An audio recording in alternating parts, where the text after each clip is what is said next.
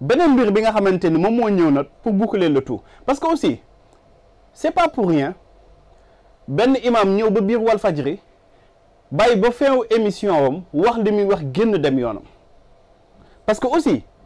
il faut ngeen xam ni ànd sàmm jikko yi débat wu góor jigéen yi ci benn télé nañ koy posé mi Walfadjri alors bu ñu fexee ba décrédibiliser sàmm jikko yi jox leen ay ambition politique télé bi nga xamante ni ñoom fa nañuy amee kaddu bu ñu fexee ba jaxaseekaat askan bi mais ànd sàmm jikko yi boobaa dañ leen di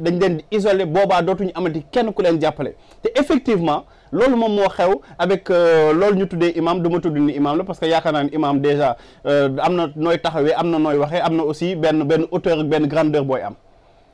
yow surtout koo xamante ni il a été un peu trahi par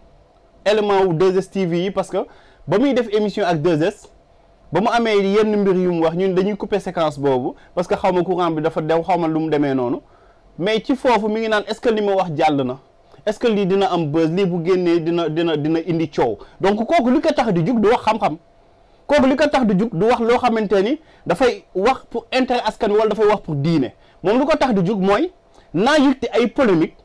de telle sorte que nit ñi dañuy attardé wu ci polémique yi ba peut-être yeneen mbir yi dootuñu ko wax donc kooku ki nga xamante ni dafa dem 2S di wax di naan nëgam lii may wax nii dina génn parce que dama ci soxla buzz boobu kooku bu ñëwee Walfadjri bàyyi ba fin émission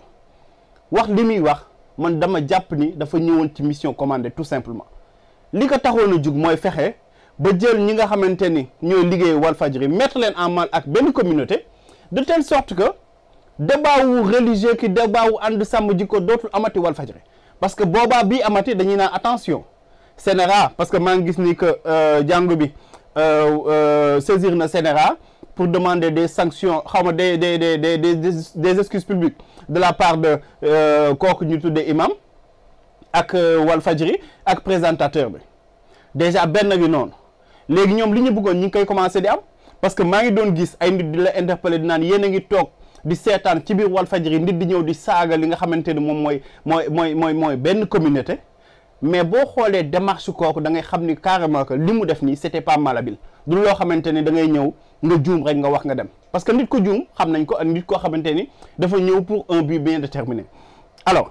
loolu moom moo tax ma ni leen ànd sàmm jikko yi tey jii dafa am ñoo xamante ni tey dañuy jug ci benn entreprise bi lan la mooy fexe ba lépp lu ñuy def lu baax duñ ko wane mooy li xewoon dimanche ba ñu amee mobilisation bu pacifique nit ñi dem wuyu ji de manière spontanée fay ñu leen jox ñu leen lekk jox ñu leen naan ñu taxaw ci naaj bu tàng boobu te néew nag ñu mën a rassembler autant de monde teg leen si naaj bu tàng boobu ñu taxaw fa te bu ñu paree duñ leen laaj 100 francs wala 200 francs te buñ leen yuuxuloowee turu yàlla ñu yuux ko wax ko ci kaw a kaw donc ñooñu fa nekkoon dañ fa nekkoon par conviction mais nekkuñu fa woon par intérêt alors ñi rassembler autant de monde par conviction man yaakaar naa ne bu nekkee da nga ni yow presse ngay liggéey da nga ñëw pour informer nit ñi loolu da nga koy jàlle parce que am na valeur informative parce que aussi askan bi bu ñëwee tey jii dañu am lu leen metti bu ñëwee tey jii dañu am ay aspirations nouvelles bu ñëwee tey jii dañu bëgg ñu soppi ni nga xamante ne dañuy doxalee réew mi mais askan boobu war nañ leen prêter une oreille attentive gis nañ fi ay une yoo xamante ni ay une yu ñàkk fayda nañ parfois sax ay une ñuy jaay la parce que ñun xam nañ Sénégal nu muy demee xam nañ aussi quotidien yi nu muy demee alors comme ñoom joxuñu leen une bu ñu soxla woon le lendemain ñu jox leen beneen une boo xamante ni c'est pour décrédibiliser ànd sàmm jikko yi le surlendemain xam nga 3 jours après ñu ñëw indi loo xamante ni dafay ñëw aussi ci télé bi nga xamante ni parce que li si réew mi bu ma juumal bi Mboup di def mais émission boobu noonu presque mën nañu ni moom mooy tribune ànd sàmm jikko yi tous les lundis ñoom dañuy ñëw ci plateau yi défendre ay idées déconstruire argument ñeneen ñi ba tey jii ñu bëri ñi nga xamante ni dañu nekkoon ñu dubitatif maanaam ñoo xamante ni dañ doon am ay jiixi jaaxa par rapport ak liggéey yu ànd sàmm jikko yi mais ñu bëri si ñooñu nangu nañu accepter nañu que ni ànd sàmm jikko yi lii ñuy wax nii de wax dëgg yàlla lu yenn maanaa lu nit mën a nangu la lu xel mën a nangu mais pourquoi tey jii bu dul Walfadjri dégg nañ fi Ababacar Mboup woo naa ko ci rajo bi ci émission Keppaar gi mu confirmer effectivement que ni RTS da ko woo ni ko dañ lay invité nga ñëw def émission mais du yow yaay ñëw en tant que Ababacar Mboup dañuy envoyé kenn parce que direction bi bëgg la gis mu toogaat tuuti mu ni d'accord bu nekkee loolu la amul problème dinaa leen envoyer quelqu'un mu toogaat tuuti ñu woo ko ni ko finalement yéen sax dootoo leen ñëw RTS bi nga xamante ni sama dërëmat yéen ñi du ñu seetaan yéen ay toog di jël seeni cotisation di ko jox RTS ñu ci fay ay agent RTS bi nga xamante ni dafa woon tëddu njaaxaanay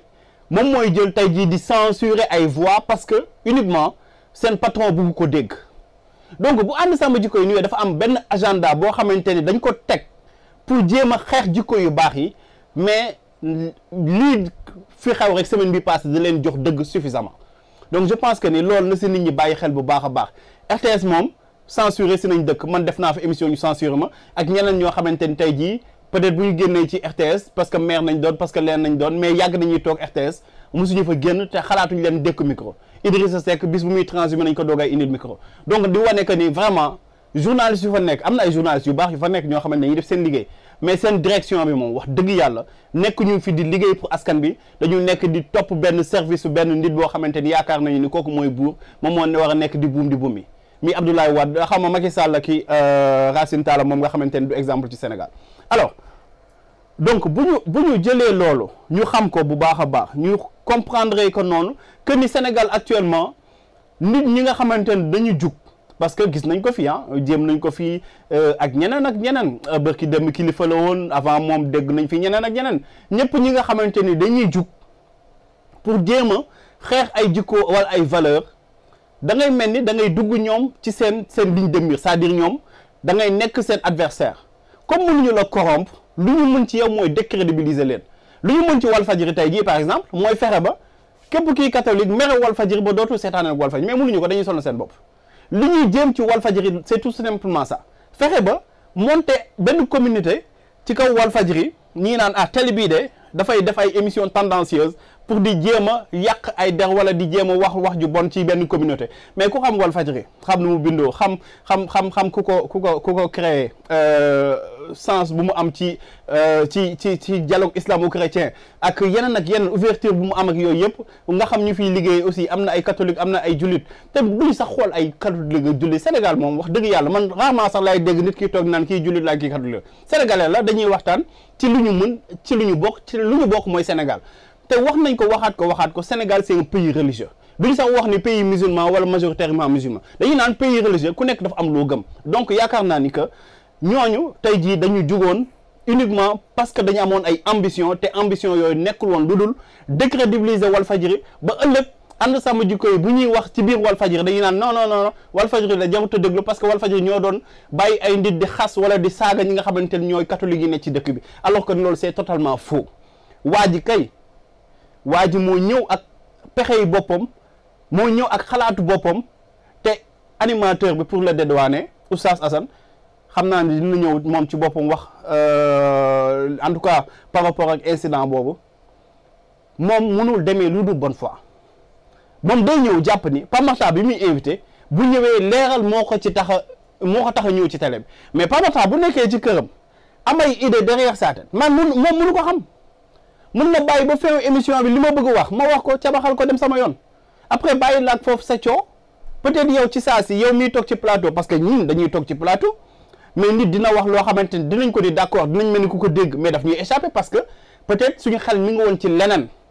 surtout koo xamante ne day présenté ngay yore ay écouteurs ñuy wax parfois ngay waxat waa régie ngay waxat réalisateur ak yeneen parfois yu bëri da lay échapper da ngay tontu noonu mais li muy wax effectivement doo ko sax dégg